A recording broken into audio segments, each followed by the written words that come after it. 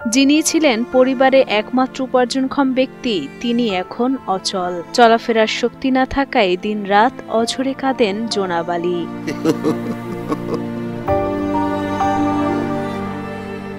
স্ত্রীর সেবা যত্নে কোনো রকমে দিন পার হলেও অর্থ না থাকায় ভালো খাবার বা ঔষধ জোটে না দরিদ্র জোনা আলীর ভাগ্যে।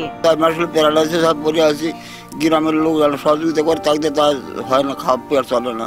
এতদিন কর্ম করে বসে ছেলে মেয়ে খাওয়াচ্ছি, এখন কর্ম চার মাস পরে আসি, কোনো কর্ম করতে পারে হাত দিয়ে কিছু ধরে পারিনি। জায়গা জমি বিক্রি করে যে চিকিৎসা করাবেন সেই সুযোগও নেই জোনা আলীর। অশ্রুঝরা কণ্ঠে জানান, অন্যের দেয়া জমিতে ঘর তুলে বসবাস করছেন কোনোভাবে।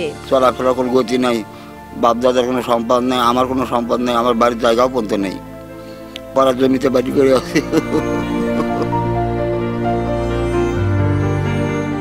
গাইবান্ধা জেলার পলাশবাড়ী উপজেলার কাশিয়াবাড়ি গ্রামের দিনমজুর জোনা আলী।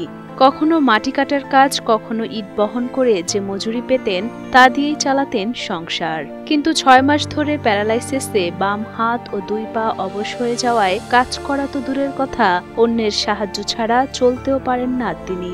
স্ত্রীও দীর্ঘদিন ধরে ভুগছেন কিডনির সমস্যায়। ৭ সন্তানের মধ্যে বড় ছেলে শারীরিক প্রতিবন্ধী, অন্য সন্তানরাও উপার্জনক্ষম নয়। প্রতিবেশীরা খাবার দিলে খান, নয়তো না খেয়েই দিন পার হয় তাদের।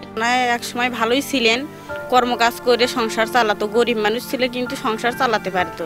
দীর্ঘ ৪ মাস হচ্ছে পড়ে আছে, তার কোনো খাদ্যর ব্যবস্থা নেই, চিকিৎসা নেই। গ্রামের মানুষ যেটুকু চাউল টাউল ডাল টাল দেয়, টাকা পয়সা দেয়, সে তাক দিয়ে তার চিকিৎসা হয় না, ওনার বউ বাচ্চাদের খাওয়া হয়। আমার ভাইয়ের প্যারালাইসিসের আক্রান্ত, তার চিকিৎসা করার কোনো ব্যবস্থা নেই। তাকে আপনারা যদি সহযোগিতা করেন তাহলে তার চিকিৎসার ব্যবস্থা করা হবে। অসুস্থ জোনা আলীর চাওয়া, উন্নত চিকিৎসা করিয়ে সুস্থ জীবনে ফিরে আবারও হাল ধরবেন পরিবারের। কিন্তু ব্যয়বহুল সেই অর্থ দিয়ে সাহায্য করার মতো নেই কেউ। তাই স্থানীয় প্রতিবেশীদের চাওয়া, সকলের সহযোগিতায় আবারও সুস্থ জীবন ফিরে পেতে পারেন অসুস্থ জোনা আলী।